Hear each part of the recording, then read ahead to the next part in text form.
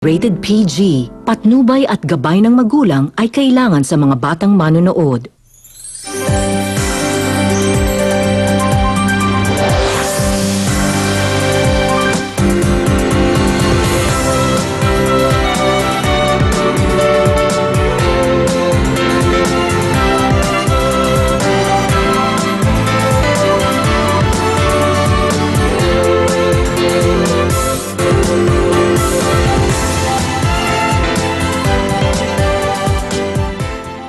Wa- 100,000?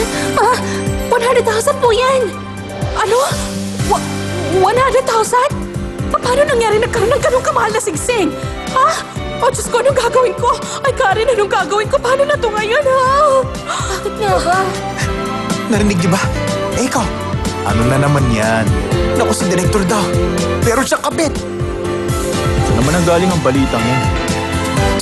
Naalala niyo yung araw na umulan? May nakakita. Doon daw sa harap ng opisina. May kayakap si Director. Kitang-kitang may karelasyon siya. Hindi kayo ang nagdala po nito? Hindi ako.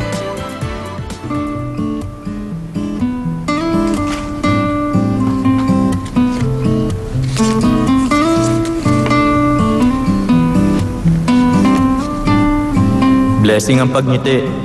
Ngumiti ka't may darating sa iyong pag-ibig.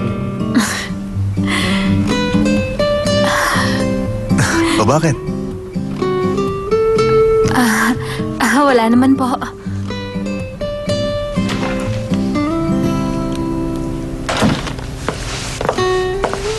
Babalik ako mamaya. Yes, sir.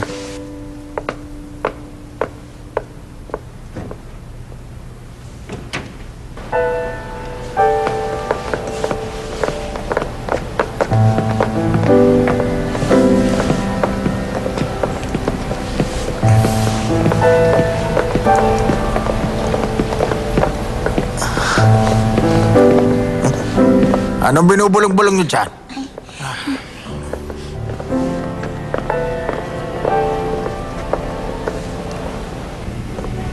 Kaya nga.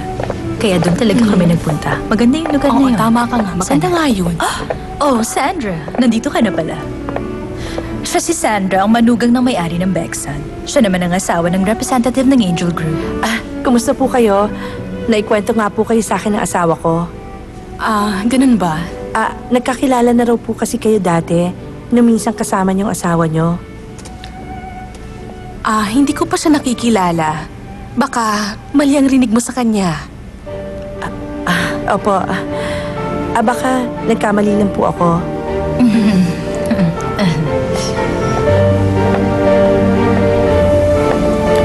Hindi niya nabanggit yung kwintas. Kung natanggap niya yon, dapat nasabi niya man lang. Hindi niya pa kaya natatanggap yon?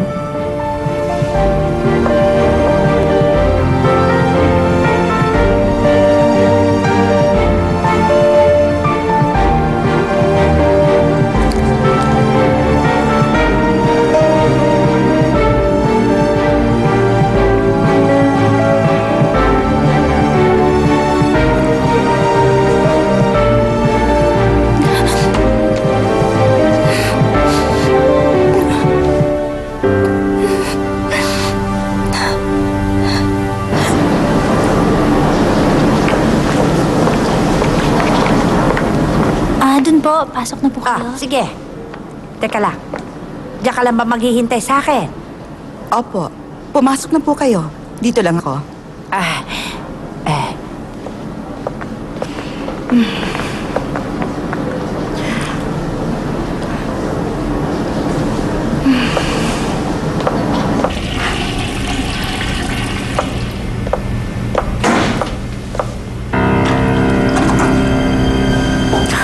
Ano? Bakit nandito lang ang mga to? Wala ba talaga silang pakialam dito?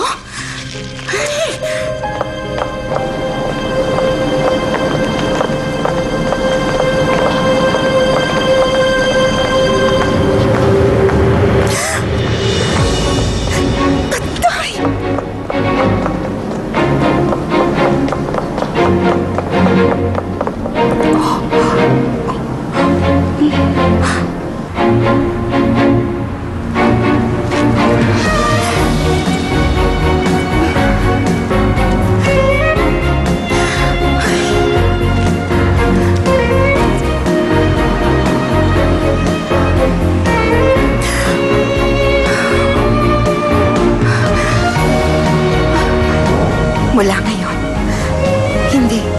hindi na tayo ulit magkikita. Opo naman.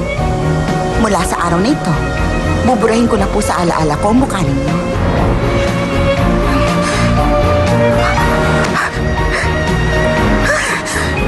Bakit kasi kailangan ko pa siyang makita? Hindi niya rin naman ako nakita, hindi ba?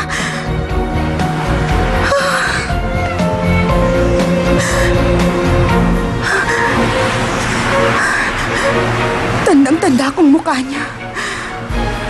Paano mangyayari na kalimutan na niya ako? Ano nang gagawin ko? Ay, paano ba ito? Anong dapat kong gawin?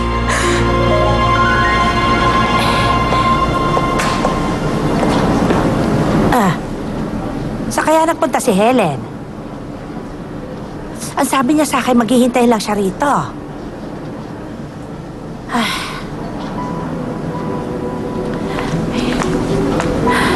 Pambihira. Kalahating oras na lumipas ngayon. Nasaan na ba siya? Ay, Diyos ko. Nako, hindi ko nadala yung cellphone ko. Nasaan ba ang public payphones dito? Aba, Lola! Kumusta na po kayo? Mabuti. Natatandaan niyo po ba? Ako yung binigyan niyo ng tissue ng isang araw. Oo. Lola, may problema po kayo? Kasi, hindi ko kasi makita yung manugang ko. Ang sabi niya sa akin, hihintayin niya lang ako rito. Ganun po. Iha, pasensya ka na. Pero pwede mo bang ipahiram sa akin ang cellphone mo? Opo naman. Sandali lang po.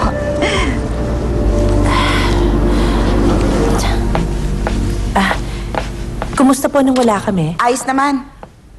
Wala pa po sina Lola at Mama? Baka maya-maya nandito na sila.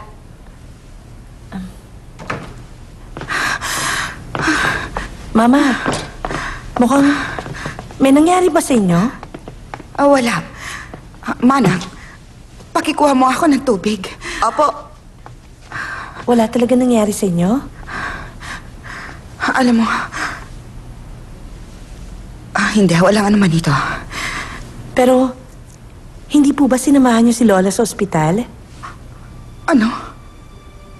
Naku. Anong gagawin ko?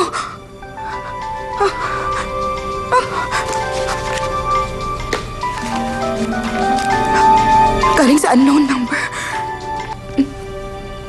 Hello? Mama? Ano ba nangyari sa'yo? Nasaan ka na? Kasi po, Mama, bigla po kasing sumakit ang ulo ko. Kaya umuwi po ako. Anong ibig mo sabihin umuwi ka? Basta mo ako iniwang mag-isa rito? Nawawala ka na ba sa katinuan? Pasensya na po kayo, Mama. Maaayos ba ang lahat sa pagsasabi mo niyan? Ay... Buti na lang.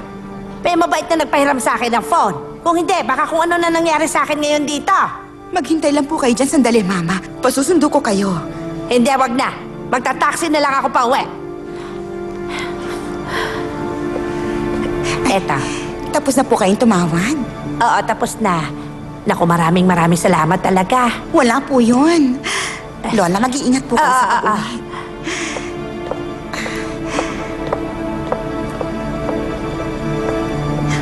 Ang bait naman ng matandang yun. Ano ba naman klase yung manugang niya? Pinabayaan siya mag-isa? Sana maging maayos ang lahat at makauwi siya ng ligtas.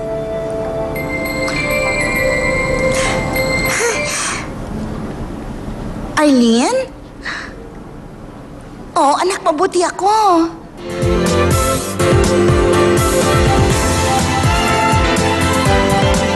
Sabi nila, to prevent dandruff from coming back, there is power hidden in herbs.